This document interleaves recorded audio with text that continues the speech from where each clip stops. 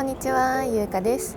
今私は広島にいるんですけど、これから JAL の飛行機に乗って広島から東京に行きたいと思います。もうタイトルでバレちゃってると思うんですけど、今日はなんと JAL のファーストクラスを使ってみようと思います。人生初めてでちょっとうまく乗れるか緊張です。ファーストクラスだからちょっとお嬢様っぽくなんかお嬢様感出してみました。で、出てますかね。これでファーストクラスに馴染めるかな。前に LCC の動画を出した時にコメントで次はファーストクラスぜひ乗ってみてくださいって来てたので、今日はちょっと頑張りました。ということで早速チェックインカウンターに行きたいと思います。今空港に入ってエスカレーター上がったところなんですけど、すぐ目の前にもうあるんですよ。ここがエスカレーターなんですけど、目と鼻の先に JAL のカウンターがある。最近はずっと LCC だったので、こんな近くにカウンターあるのがなんかちょっと珍しい。なんかちょっと待って、手荷物も預けてもらうんですけど、手荷物もめっちゃ容量も大きくて、私は今日キャリーバッグ一つだけでちょっともったいないんですけどサービスがすごいんですよね。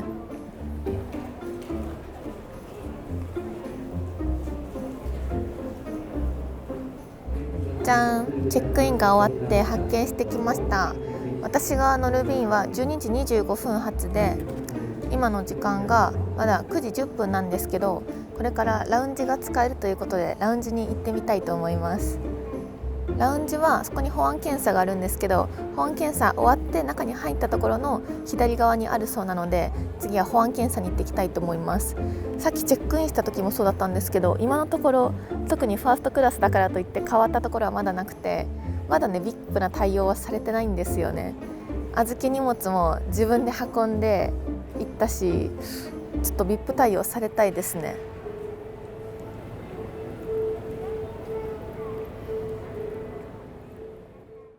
広島空港ではファーストクラスの乗客は出発まで桜ラウンジで快適に過ごすことができます。ラウンジの中はこんな感じで落ち着いた雰囲気です。無料のドリンクと軽食が用意されていて、出発の3時間前から利用することができます。軽食はこんな感じ。おつまみミックスと柿の種がありました。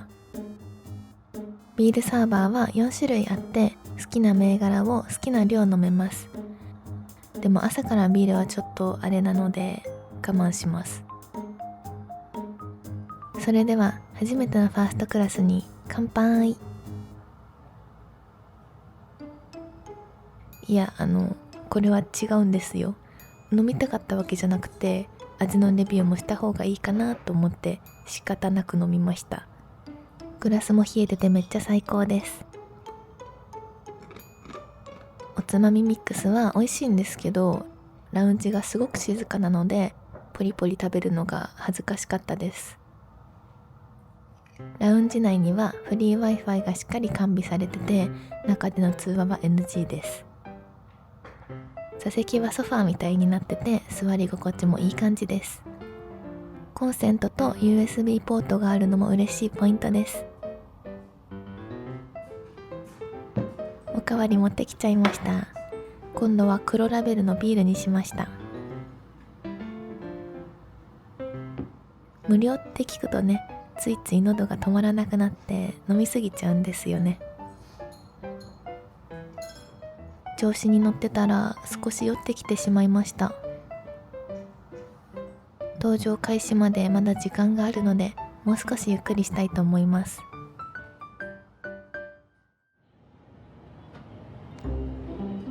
ラウンジを出たところに JAL プラザという売店がありました。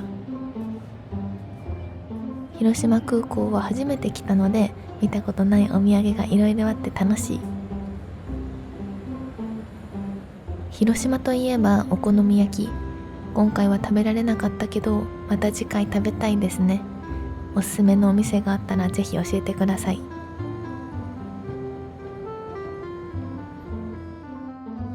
しばらくして搭乗開始のアナウンスが流れてきました。ファーストクラスはグループ1なので一番早く飛行機に乗ることができます。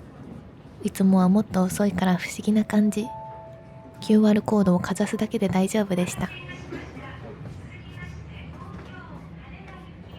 今日乗る飛行機が見えてきました。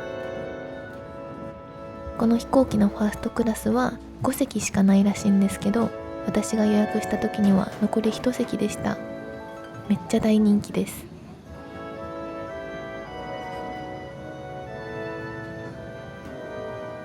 いよいよ飛行機に搭乗します。じゃーん、これがファーストクラスの座席です。見た目からもう快適そうですね。背中には腰当てもついていて、全体的に高級感のあるシートになってます。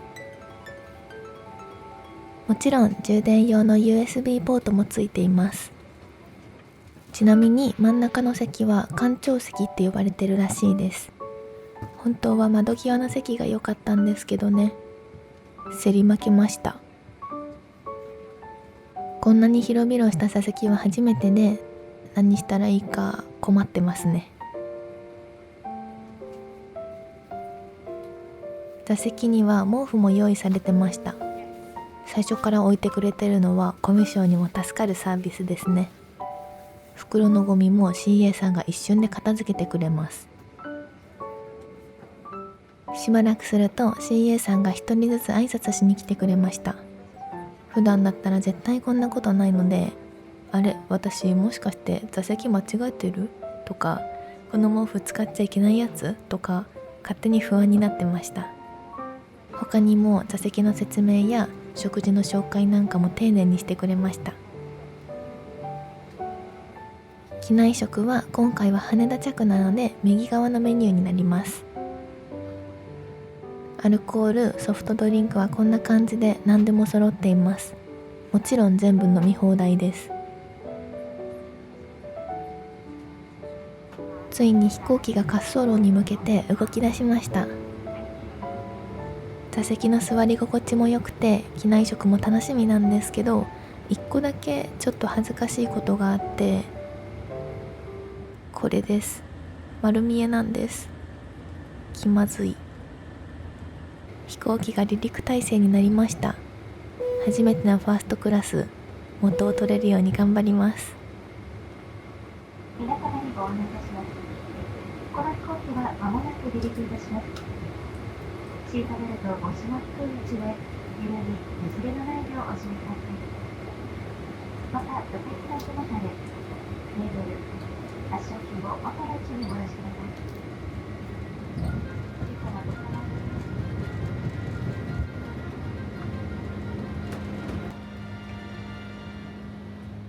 足元のスペースはこんな感じで、もう一席作れそうなくらい広いです。座席の横にはコントロールパネルとそれのイヤホンジャックがありました。なんか曲が聴けるみたい。隣の席との間にはパーテーションがあって、上の方には読書灯もついています。あ、そう。登場した時におしぼりももらいました。右側にはフットレスト、レッグレスト、リクライニングが調整できるボタンがありました。前のポケットに専用のスリッパが入っていたので、記念に履いてみようと思います。じゃん。素材も薄っぺらくなくていい感じですね。他にはエチケット袋と、あとは安全のしおり、スカイワードという機内誌もありました。旅先のグルメやおすすめのスポットなんかが載ってるみたいです。そしてファーストクラスのシートの説明、これ使いこなせるかな？機内には Wi-Fi サービスもありました。せっかくなのでリクライニングをフルで倒してみようと思います。後ろの席は壁で仕切られているので押し戻される心配はなさそうです。すごい、めっちゃ倒れますね。でもこれだと機内食が食べづらいので元に戻ります。戻す時の動きまでゆっくり滑らかです。離陸から少しして新栄さんにテーブルを用意するように言われたんですけど、初めてだったので助けてもらいました。ここに隠れてたんですね。しかもサイズがとても大きいです。このサイズなら食事もパソコン作業とかにも便利そうです。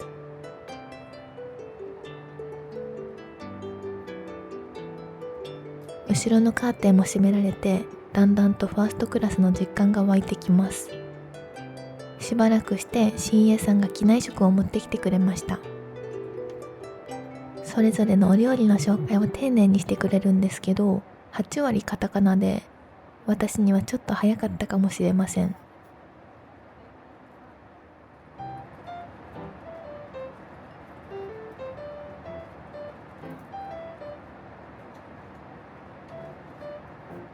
機内食はこんな感じ。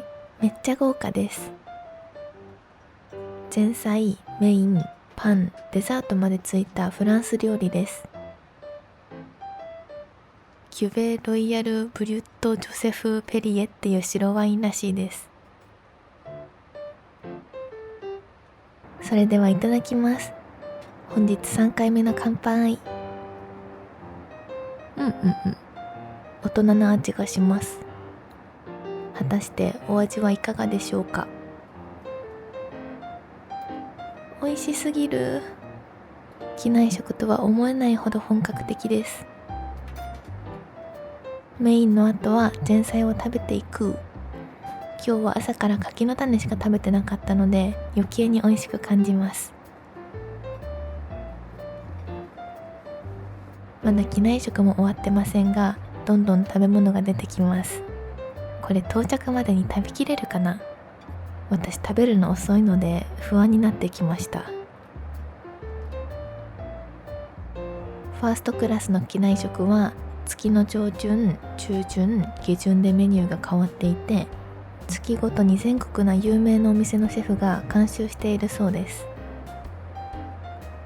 今回のお料理は銀座にあるレストランラフィナージュというお店の監修でした。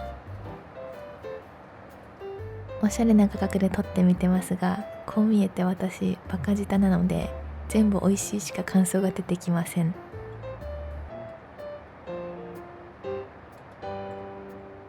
そういえば今思い出したんですけど、私前にベトナムでファーストクラスに乗ったことがありました。700円でアップグレードできるって言われて釣られたんですけど、いざ乗ってみたら普通の席で、何も他の席と変わらないファーストクラスでした。あれは何だったんだろう。未だに気になって夜しか眠れません。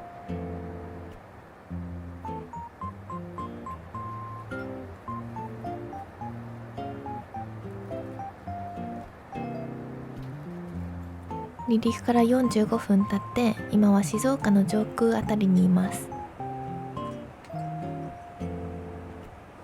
ぼーっとしてたら到着しちゃいそうなので急ぎます。デザート行きます。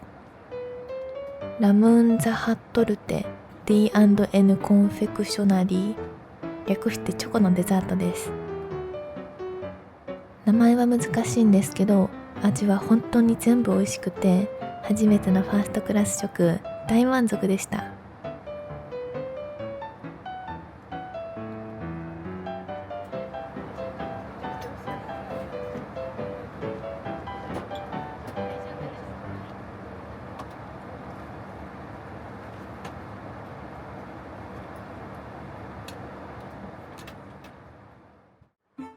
食べ終わったので、ずっと気になってた場所をチェックしに行きます。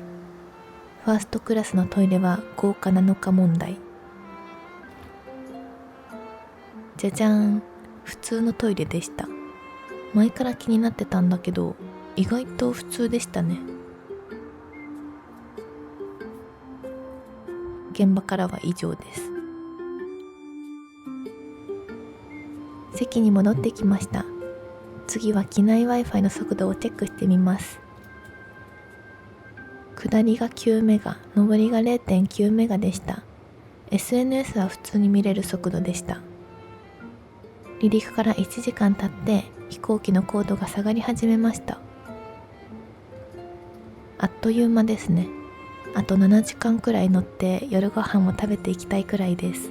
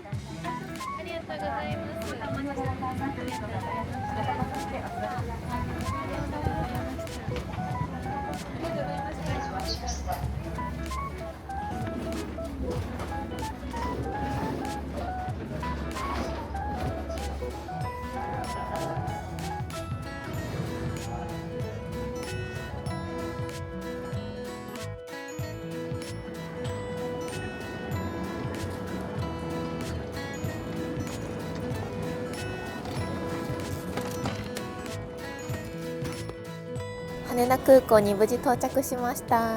イエーイ。もうめちゃくちゃ快適でした。出発前からラウンジが使えたりとか、ご飯も超豪華だし、超いい体験ができましたまあただね、一つだけ欠点を言うとするならば、飛行時間が短くて1時間弱ぐらいだったんですけど、そのうちの半分が離陸と着陸だったので、まああんまり優雅にくつろいだりとかはできなかったです。こんなに快適なら正直もっと乗ってたかったですね。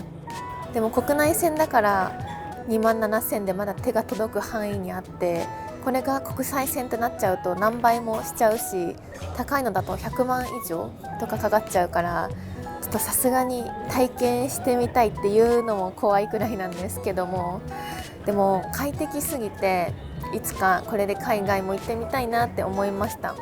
もう本当に良かった他にもいろんな快適な乗り物ぜひ皆さん教えてください。ということで、広島から東京の素敵な旅でした。今日も最後まで見てくれてありがとうございました。この動画良かったらチャンネル登録とコメントと高評価待ってます。じゃあバイバーイ。